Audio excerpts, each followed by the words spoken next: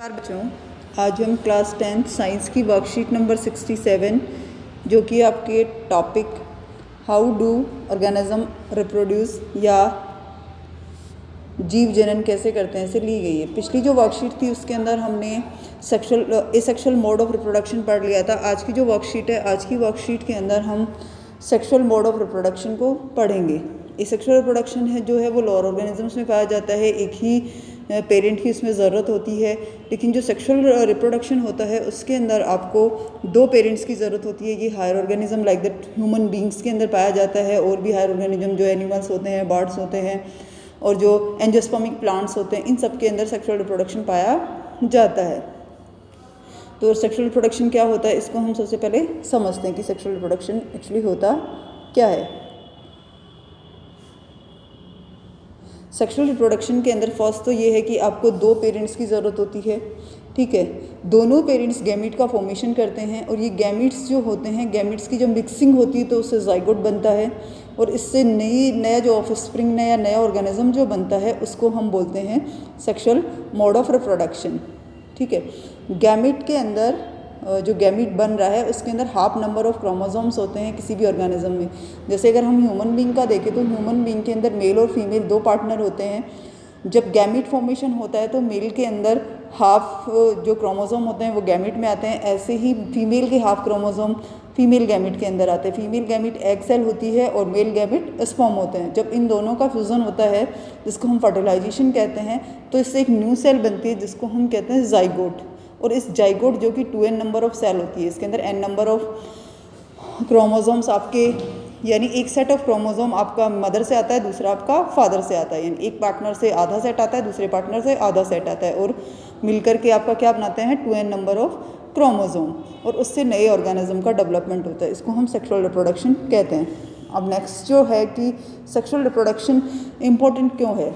Asexual reproduction भी हो सकता है। तो सेक्सुअल रिप्रोडक्शन के अंदर और एसेक्सुअल रिप्रोडक्शन के अंदर जो बेसिक डिफरेंस है वो क्या है कि जो एसेक्सुअल रिप्रोडक्शन है उसके अंदर वेरिएशंस नहीं आती। मतलब जो क्रोमोसोम्स हैं, जैसे अगर हम अमीबा की बात करें या हाइड्रा की बात करें तो उनके क्रोमोसोम्स की कॉपी बनती है, रेप्लिकेशन होता है, वो अपनी जैसी कॉपी बनाते हैं आइडेंटिकल, और उसके बाद में डिवाइड हो जाते हैं। तो वहाँ पर कोई वेरिएशन नहीं आती क्योंकि एक ही पेरेंट है, एक ही तरह की जेनेटिक इन्फॉर्मेशन उनके डीएनए के अंदर है। कभी कभार बहुत रेयरली कभी म्यूटेशन हो जाए तो एक अलग बात है, बाकी सेम इन्फॉर्मेशन एक जनरेशन से नेक्स्ट जनरेशन के अंदर जाती है, तो कहीं पे कोई वेरिएशंस नहीं आती। लेकिन जो सेक्सुअल रिप्रोडक्शन है, सेक्सुअल रिप्रोडक्शन के अंदर जो कैरेक्टर्स हैं वो दो गैमीट्स के फ्यूज़न से बनते हैं, और दो गैमीट्स के अंदर जो क्रोमोसोम्स होते हैं वो डिफरेंट होते हैं। तो जो नए कैरेक्टर्स हैं उनके इंट्रोड्यूस होने के चांसेस होते हैं। फर्स्ट तो ये है इसका कि सेक्सुअल रिप्रोडक्शन जो होता है ना वो डाइवर्सिटी को या न्यू कैरेक्टर्स को इंट्रोड्यूस करता है। सेकंड जो इसका है वो है it play a role of the organism new species as it allow new combination of characters. मतलब जब नए पार्टनर्स मिल रहे हैं, उनके क्रोमोसोम्स आधे आधे आपको नए क्रोमोसोम्स मिल रहे हैं, तो नए जो कैरेक्टर्स हैं वो इंट्रोड्यूस हो सकते हैं ऑफस्प्रिंग के अंदर। ऑफस्प्रिंग मतलब जो ऑर्गेनिजम्स उनसे जनरेट हो रहा है जाइगोट से। इससे काफ़ी सारी वेरिएशंस आती हैं, वेरिएशन से इवोल्यूशन होता है, ठीक है। तो ये सारे सेक्सुअल रिप्रोडक्शन इंपॉर्टेंट है, और पूछा भी जाता है कि सेक्सुअल रिप्रोडक्शंस इंपॉर्टेंट क्यों है या वेरिएशंस इसके अंदर क्यों आती हैं, ये सारी चीज़ें आपसे पूछी जाती हैं। अब यहाँ पर जो हम पढ़ेंगे वो पढ़ेंगे फ्लावरिंग प्लांट्स के अंदर। अभी मैंने आपको बताया था कि जो एंजियोस्पर्मिक प्लांट्स हैं जिनके अंदर फ्लावर्स बनते हैं, जो बड़े बड़े आप अपने आसपास नीम के, बबूल के, मैंगो के ट्री देखते हो ना, ये सारे क्या हैं एंजियोस्पर्मिक प्लांट। तो इनके अंदर जो रिप्रोडक्शन है, सेक्सुअल रिप्रोडक्शन, वो कैसे होता है, फ्लावरिंग प्लांट्स के अंदर ही होता है। फर्स्ट देखो, प्लांट जो होता है, प्लांट के अंदर फ्लावर होता है, और फ्लावर के अंदर आपको चार पार्ट दिखते हैं। आपने कभी बड देखी होगी, ऐसे बड होती है किसी भी फ्लावर की, ये कलरफुल होती है बड, यहाँ पर उसके ग्रीन लीव्स लगी होती हैं, ठीक है। तो ये जो ग्रीन्स लगी हुई होती है ना, इनको हम कहते हैं पेटल्स, सेपल्स सॉरी, और ये जो अंदर कलरफुल होता है इसको हम कहते हैं पेटल्स। तो ये बाहर वाला हिस्सा एक जो ग्रीन कलर का होता है वो आपकी सेपल्स होती हैं, और ये आपका पेटल्स होता है। और अंदर की तरफ इसके अंदर कभी आप फ्लावर जब खिल जाता है तो फ्लावर के अंदर ऐसे लंबे लंबे से कुछ स्ट्रक्चर्स निकली होती हैं, 4-5, किसी में ज़्यादा किसी में एक, इनको हम बोलते हैं स्टेमन्स। ठीक है। और अंदर की तरफ एक ऐसी स्ट्रक्चर पाई जाती है जिसको हम कहते हैं आपका कार्पल, ठीक है। तो कार्पल, स्टेमन, पेटल और सेपल, एक फ्लावर के 4 पार्ट होते हैं, ठीक है। जो कार्पल और जो स्टेमन होते हैं ये इसके सेक्सुअल पार्ट होते हैं, और पेटल और सेपल जो होते हैं वो इसके एसेक्सुअल पार्ट होते हैं किसी भी प्लांट के। तो हम यहाँ जो बेसिकली पढ़ेंगे वो किसकी पढ़ेंगे, पेटल्स और सेपल्स की। कुछ प्लांट जो होते हैं वो यूनिसेक्सुअल होते हैं। यूनिसेक्सुअल का मतलब होता है कि या तो वो स्टेमन्स रखेंगे या कार्पल रखेंगे। स्टेमन जो होता है वो इसका मेल पार्ट होता है फ्लावर का, ठीक है। और जो कार्पल होता है ये वाला, ये इसका फीमेल पार्ट होता है। तो या तो वो स्टेमन रखते हैं या कार्पल रखते हैं, तो इनको हम बोलते हैं यूनिसेक्सुअल, जैसे पपाया एंड वाटरमेलन। कुछ होते हैं जो दोनों ही रखते हैं, जिनको हम बाइसेक्सुअल कहते हैं, लाइक दैट हिबिस्कस, मस्टर्ड, गुड़हल और सरसों। अब आगे जो दे रखा है वो देखते हैं हम क्या दे रखा है।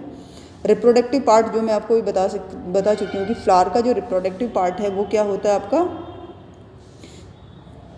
एक तो स्टेमन और एक कार्पल। स्टेमन जो होता है वो आपका मेल पार्ट होता है, ठीक है, और क्या बनाता है, पॉलन ग्रेन्स। और जो फीमेल पार्ट होता है ये सेंटर के अंदर पाया जाता है, जैसे ये फ्लावर है, ठीक है, इधर इसकी लीव्स हैं, तो यहाँ पर जो सेंटर में जो पाया जाता है उसको हम क्या बोलते हैं, कार्पल। और यहाँ पर क्या होते हैं, स्टेमन्स होते हैं। इस तरह यहाँ पे इन पे लोब होती है जिसको हम एंथर लोब कहते हैं। ये फिलामेंट होता है, पोलन ग्रेन के जो पार्ट होते हैं वो हैं ये, कि यहाँ पर एंथर है और यहाँ पर फिलामेंट है। ऐसे ही जो कार्पल होता है, कार्पल के भी 3 पार्ट होते हैं, ठीक है। ये जो सोलन पार्ट होता है ये वाला, इसको हम ओवरी बोलते हैं। ये जो लंबा ट्यूब लाइक पार्ट होता है उसको स्टाइल बोलते हैं। और ये जो फैला हुआ पार्ट होता है जो थोड़ा चिपचिपा होता है इसको हम बोलते हैं स्टिग्मा। तो ये आप याद रखना कि कार्पल के कितने पार्ट होते हैं, ओवरी, स्टाइल एंड स्टिग्मा। और पोलन ग्रेन के कितने पार्ट होते हैं, 2।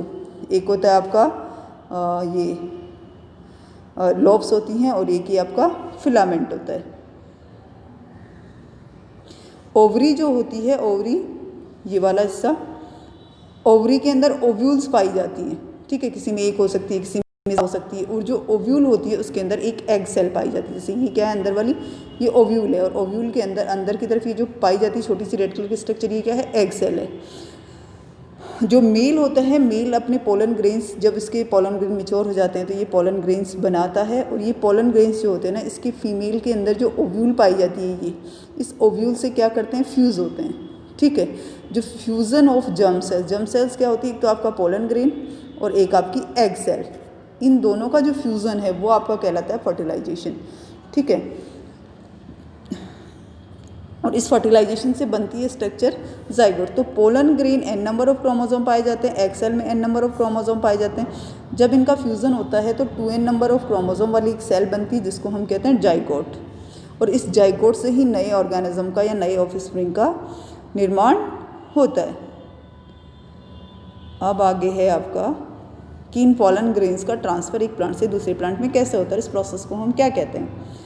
देखो, जब ट्रांसफ़र होता है तो ट्रांसफ़र कई तरीके से हो सकता है। एयर से हो सकता है, किसी एनिमल के थ्रू हो सकता है, मतलब किसी ऑर्गेनिज्म के थ्रू हो सकता है, वाटर से हो सकता है, ठीक है। कई तरीके से आपका क्या होता है, ट्रांसफ़र हो जाता है।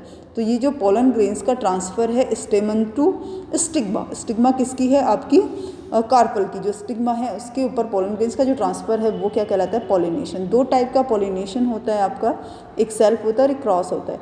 सेल्फ का मतलब होता है कि सेम ही फ्लावर के ऊपर, मतलब एक फ्लावर के जो पोलन ग्रेन्स हैं उसी फ्लावर के ऊपर अगर गिरते हैं तो उसको हम बोलते हैं सेल्फ पॉलिनेशन।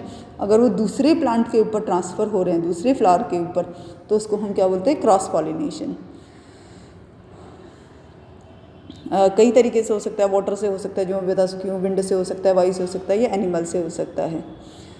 जब पोलन ग्रेन्स एक बार इस स्टिग्मा पर आ गए तो यहाँ पर ये क्या करते हैं, इनमें डिवीज़न होता है, और डिवीज़न के बाद में इनके अंदर एक पोलन ट्यूब बनती है।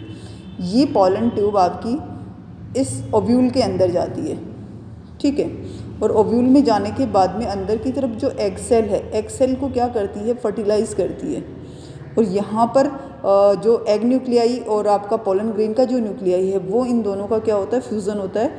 और फ्यूज़न होने के बाद के अंदर आपका क्या बनता है, जाइगोट। और जाइगोट से फिर क्या बनता है आपका ऑर्गेनिज्म, या आपका जो प्लांट बनना होता है वो। तो सबसे पहले जैसे ही ये अंदर की तरफ गई, ये ओव्यूल जो होती है वो जो आपका प्लांट का जो फ्रूट होता है, फ्रूट की जो सीड होते हैं, ओव्यूल किसके अंदर कन्वर्ट हो जाती है, सीड में, हार्ड कवर वाली शीट के सीड के अंदर कन्वर्ट हो जाती है। और जो आपका कार्पल का जो ये ओवरी वाला हिस्सा है, ये वाला जो ओवरी वाला हिस्सा है, ये आपका फ्रूट के अंदर चेंज है। तो ये कई बार पूछा जाता है कि ओव्यूल किसके अंदर कन्वर्ट होता है, ओवरी किस में। तो ओव्यूल आपका सीड के अंदर कन्वर्ट होता है फर्टिलाइजेशन के बाद में, और जो ओव्यूल है वो आपकी फ्रूट में कन्वर्ट होती है।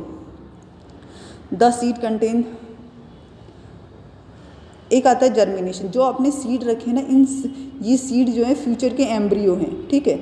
एम्ब्रियो मतलब भ्रूण या वो सेल्स जिनसे कि आगे नया आपका ऑर्गेनिज्म डेवलप हो रहा है। तो नए जो पौधे बनते हैं, नवोदित पौधे, प्लांट्स बनते हैं जिनको सीडलिंग्स कहते हैं। तो इस प्रोसेस को हम कहते हैं जर्मिनेशन या अंकुरन। क्वेश्चंस देख लेते हैं इसके। फर्स्ट जो क्वेश्चन है, how sexual reproduction create variations. तो वेरिएशंस कैसे उत्पन्न होती हैं एक सेक्सुअल रिप्रोडक्शन में। तो आपको पता है कि सेक्सुअल रिप्रोडक्शन के अंदर दो गैमेट्स का फ्यूज़न होता है, अलग अलग कैरेक्टर्स वाले दो गैमेट्स का फ्यूज़न होता है। उसकी वजह से वहाँ पर नए कैरेक्टर्स इंट्रोड्यूस होते हैं और वेरिएशन डेवलप होती हैं, क्योंकि सेक्सुअल रिप्रोडक्शन के अंदर एक प्रोसेस पाया जाता है जिसको क्रॉसिंग ओवर कहते हैं। इस क्रॉसिंग ओवर से क्या होता है, न्यू वेरिएशंस जनरेट होती हैं और नए कैरेक्टर्स आते हैं। Why sexual reproduction is important, ये दे रखा है पूरा कि सेक्सुअल रिप्रोडक्शन इंपॉर्टेंट क्यों है। तो ये आप देख लेना, अभी मैंने आपको अच्छे से एक्सप्लेन कर दिया था कि दो नए गैमेट्स का फ्यूज़न हो रहा है, नए कैरेक्टर्स आ रहे हैं, ठीक है। इसके अलावा आप बता सकते हो कि नए कैरेक्टर्स के कॉम्बिनेशंस होते हैं जो कि इवोल्यूशन के लिए नेसेसरी होते हैं, इसीलिए ये इंपॉर्टेंट है सेक्सुअल रिप्रोडक्शन। यूनिसेक्सुअल और बाईसेक्सुअल के, ये यूनिसेक्सुअल और बाईसेक्सुअल अभी यहाँ बताया था। यूनिसेक्सुअल का एग्जांपल आपका है पपाया और वाटरमेलन, पपीता और तरबूज। और आपका बाईसेक्सुअल जिसके अंदर स्टेमन और कार्पल दोनों पाए जाते हैं, यानी मेल और फीमेल दोनों पार्ट पाए जाते हैं, वो होता है हिबिस्कस और मस्टर्ड यानी गुड़हल और सरसों। फोर्थ क्वेश्चन है difference between self and cross pollination. ये रहा कि जब पोलन ग्रेन्स का ट्रांसफ़र सेम फ्लावर पर होता है तो उसको सेल्फ पॉलिनेशन कहते हैं, और अगर वो किसी दूसरे फ्लावर के ऊपर ट्रांसफ़र हो रहा है पोलन ग्रेन्स का तो इसको हम क्रॉस पॉलिनेशन कहते हैं। What is germination, how seeds and fruit are formed. Germination, जब सीड्स जिनके अंदर की फ्यूचर का एम्ब्रियो या फ्यूचर प्लांट पाया जाता है, जब इनको हम ज़मीन के अंदर डालते हैं तो वो क्या करते हैं, इनमें सेल्स के डिवीज़न होते हैं और ये नया सीडलिंग या नवोद्भिद बनाते हैं। तो इसको हम क्या बोलते हैं, जर्मिनेशन कहते हैं। How seed and fruit are form, ये आपको बता रखा है इधर की सीड और फ्रूट कैसे बनते हैं।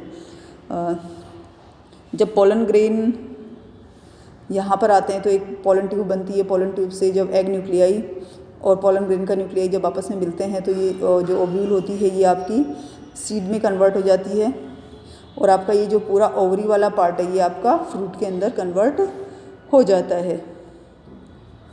तो इस तरीके से ये आपकी वर्कशीट है, होप आप सबको समझ में आई होगी।